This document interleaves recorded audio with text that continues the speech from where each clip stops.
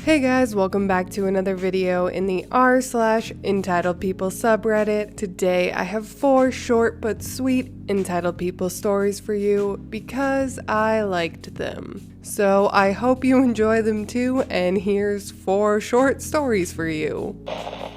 Ex-wife tells me I should be taking her on a holiday. So this happened a few years back. I found out after 17 or so years, 9 of those married, that my abusive, narcissistic, gaslighting, manipulative wife had been having an affair. Typical of a narcissist, it was all my fault. So I left her, had a bit of a mental breakdown, and used the money I was saving for our 10th wedding anniversary and booked a 2-week holiday to visit family in Scotland. I informed her of my trip and gave her some details, and she looks me in the eye and says, "You should really be taking me, you know." I held her stare and responded with, "Ha ha ha ha." It's been about 6 years, and I've punished her by finding myself an absolutely incredible woman that my kids love and adore. I'm marrying her in a horror-themed wedding next Halloween.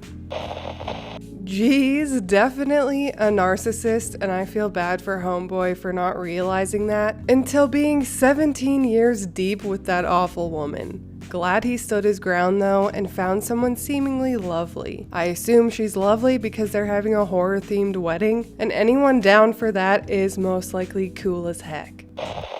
Why don't you fly our non-existent flag too? I live in a smallish town of about 4,000 in Canada. Along the main street in a park across from my work, many different flags are flown. The national flag, each province, territory, as well as the town, regional district, kind of like a county, the red ensign, Acadia, the Francophones, Britain, and the US. Recently, the Métis, people of both European and native descent, flag was hoisted. I was excited, being Métis myself. It was fine for a few days until the local First Nations government decided that the flag of their nation should be flown as well. The town would gladly raise it as long as the band provided the flag. The problem is that their nation doesn't have a flag and have no interest in designing one, as their people had no use for flags. What? So the compromise that they suggested was that they remove the flag of the Métis so both indigenous peoples get equal representation, eventually even calling us half-breeds. The town objected, but due to backlash and being called racist for not listening, eventually the mayor complied and removed it. How can you feel so entitled that you demand the removal of a flag of another culture? What?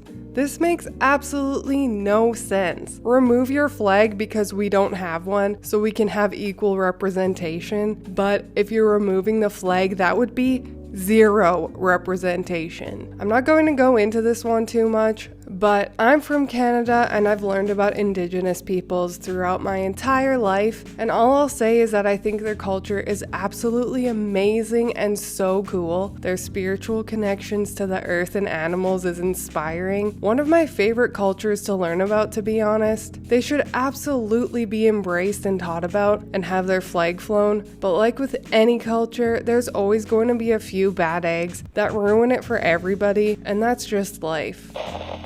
Former friend's little sister ruins a book I loaned her, asked me if I'll be buying a new one so she can finish it. So as a teenager, back many years ago, my favorite book was Interview with the Vampire by Anne Rice. What can I say? I was very much into the emo vampires back then. My then best friend asked to borrow it as she was curious with how often I spoke about it. Now, normally I didn't like loaning out books as I'm very particular about them and didn't like to risk them being damaged. But as I said, this was my best friend, so I agreed and brought the book into school the next day to loan her.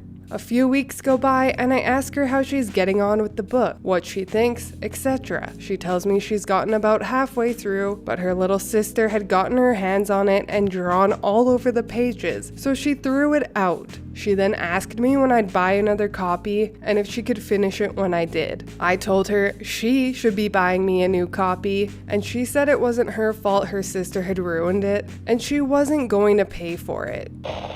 I understand now why OP put former friend in the title. This is an absolute sin. Not only did she destroy a book, but it was OP's favorite book. People don't go loaning out their favorite book all willy-nilly. With anything, if someone is nice enough to lend you something, at least have the dignity to return it in the same condition. Entitled woman yells at the cashier. My mom uses her words against her. My mom is at the checkout lane in a certain blue box store. Note, small town, so it is one of the tiny versions of this famous chain. She was waiting her turn when she noticed the woman in the lane next to her. The lady had handed a non-standard card over to the young cashier, and the cashier was having trouble getting it to scan. She was telling the lady that it seemed to be missing part of the code, and she couldn't get the computer to accept it. The woman is now yelling and screaming that it should work.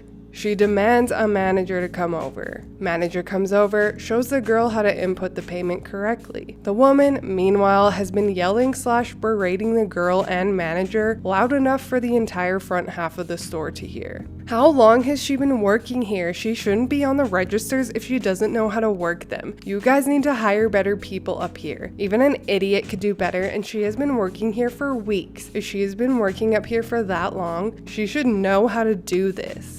The cashier is near tears, and as the lady finally walks towards the exit, my mom notices something about her. My mother immediately calls out, "Lady, hey you." "What?" "Your mask is on upside down." "What does that matter?" "Well, I figured as long as we all have been required to wear them, you should at least know how to put it on correctly." Aw, that poor girl. That mom is amazing and who I aspire to be when I become a mother one day. I want to be a good example to my kids, to teach them to stand up to Karens, because like I've stated before, we need to raise a generation of anti-Karen vigilante justice warriors to wipe out the entitled a-holes once and for all. Anyways, I hope you enjoyed those 4 short but sweet entitled people stories. If you did, please leave a like and subscribe. I truly appreciate when you do, and I will see you in the next Reddit story. Bye!